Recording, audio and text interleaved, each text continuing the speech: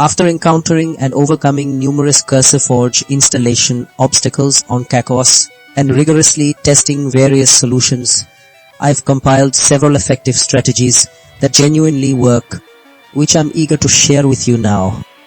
Our first approach focuses on system updates and dependencies because an outdated CachyOS system or missing fundamental libraries like Java are common culprits.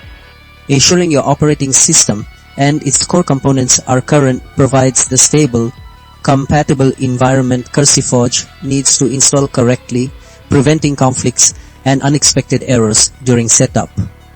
Next, we address network and download integrity. Many installation failures stem from unreliable network connections, incorrect DNS settings, or firewalls blocking essential data transfers.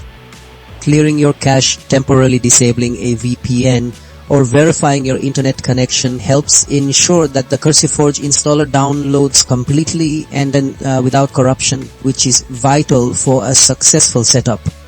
Moving on, method 3 involves permissions and installation workarounds. On Linux, file permissions are critical. Insufficient privileges can prevent the installer from writing necessary files or executing scripts.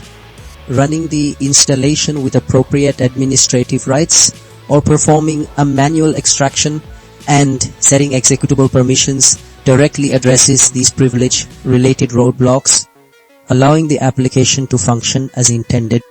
Finally, our fourth method emphasizes a clean reinstallation and thorough logging. Residual configuration files from previous failed attempts often create conflicts with new installations. A complete uninstall followed by deleting any leftover data ensures you start with a truly clean slate.